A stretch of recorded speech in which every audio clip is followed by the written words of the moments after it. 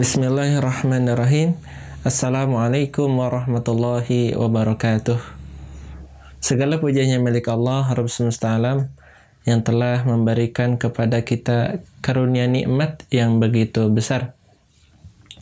Salah satu di antara nikmat yang telah Allah berikan kepada kita adalah nikmat iman dan nikmat Islam.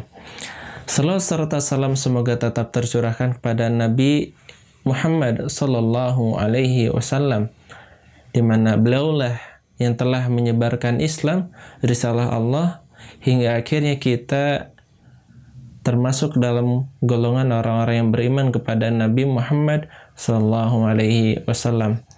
Para penonton, bapak-bapak, ibu-ibu, teman-teman sekalian yang dirahmati oleh Allah Subhanahu wa taala. Ada suatu amalan agung di mana apabila seseorang melaksanakan amalan tersebut, maka tidak ada kesulitan di dalam hidupnya, kecuali Allah akan memberikan kemudahan dari setiap problematikanya atau permasalahannya. Namun, karena kurangnya keilmuan atau karena tadi ketidakpahaman orang tersebut terhadap amalan tersebut, maka hasil ataupun nilai yang keluar, akibat yang keluar dari amalan yang suatu perbuatan yang dilakukan maka sia-sia. Nah, apa itu amalan tersebut? Tidak lain dan tidak bukan adalah tawakal kepada Allah Subhanahu wa taala. Banyak di antara kita yang sering mendengar dikit-dikit tawakal gitu ya. Kalau misalkan ada permasalahan, tawakal. Namun secara kata memang benar apa? Namun yang jadi permasalahan apakah tempatnya benar atau salah? Karena ada perbedaan di antara dua kata, antara tawakal dan yakin. Tawakal dan yakin ini dua hal yang memiliki perbedaan. Nah, kembali kita di dalam pembahasan tentang masalah tawakal, bahwa tawakal ini merupakan penghubung atau suatu amalan agung antara manusia kepada Allah, di mana seorang manusia menyandarkan setiap permasalahannya kepada Allah. Maka apabila seorang manusia, seorang muslim telah menyandarkan segala persoalannya kepada Allah Subhanahu wa taala, maka sudah pasti tidak akan ada kekhawatiran atau kepanikan di dalam hatinya. Contohnya, jika misalkan kita ujian nih, sudah berusaha keras siang malam belajar tidak tidur demi mendapatkan nilai yang sempurna. Namun apalah daya, kita tidak tahu hasilnya. Maka ketika kita setelah berusaha, maka tentang hasil kita tawakal kepada Allah. Bukan tawakal dengan mengharap hasil yang besar. Kenapa? Karena sekali lagi, soal hasil hanyalah Allah yang menentukan. Artinya, boleh jadi menurut kita itu tidak sempurna, itu justru baik untuk kita, dan boleh jadi suatu nilai yang baik atau apa yang menurut kita baik itu buruk bagi kita. Asa antakrahu syai'an wa huwa khairul lakum, ma an tuhibbu syai'an wa huwa syarrul lakum. Boleh jadi kita menyukai sesuatu padahal itu buruk bagimu, dan boleh jadi kita membenci sesuatu mencintai sesuatu padahal itu buruk bagimu. Nah, di dalam suatu surat, dalam surat At-Talaq itu dikatakan, saya mengambil kutipan ayatnya, wa may yattaqillaha yaj'al lahu makhraja wa yarzuqhu min haitsu la yahtasib wa may yatawakkal 'alallahi fahuwa hasbuh. Wa may yattaqillaha yaj'al lahu makhraja. Siapa saja yang bertakwa kepada Allah Subhanahu wa taala, maka Allah akan memberikan kepadanya jalan keluar.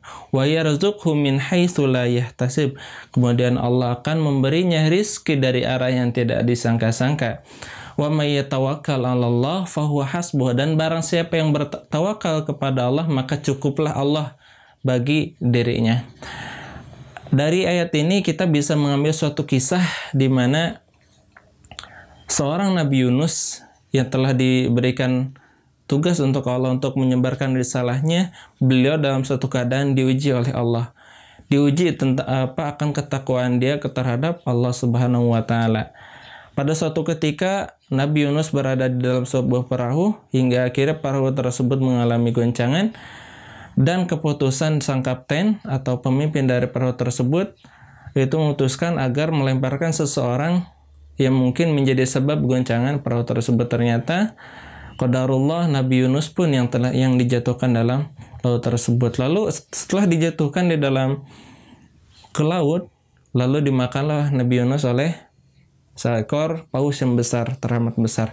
Apabila kita bayangkan gitu kan, gambarkan seseorang masuk ke dalam perut paus. Tentu di dalam perut paus kegelapan di dalamnya sudah tidak bisa kita bayangkan, sangat gelap sekali. Lalu beliau dimakan ketika posisi malam hari. Dimakan dalam posisi malam hari. Lalu paus tersebut membawa beliau ke dalam dasar samudra. Bayangkan besar kegelapan yang ada dalam perut paus tersebut. Apabila kita sebagai seorang manusia yang tanpa memiliki ketakwaan, kita pasti akan putus asa dari rahmat Allah. Saya pasrah, gak mungkin ada jalan keluar. Tetapi Nabi Yunus dengan ketakwaannya di sisi Allah, beliau tetap bertakwa dan tetap berzikir, menyebut asma Allah.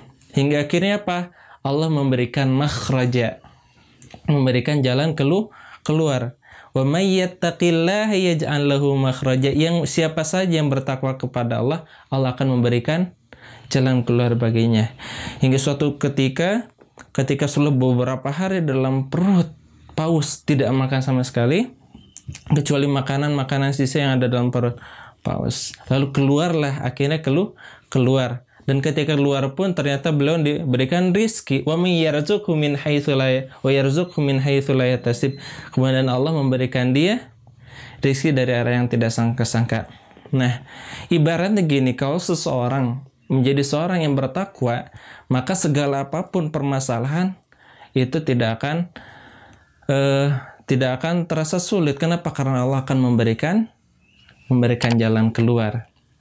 Dan senantiasa akan memberikan rizki. Contohnya kita gambarkan pula seseorang yang berada dalam gua tertutup oleh batu yang besar.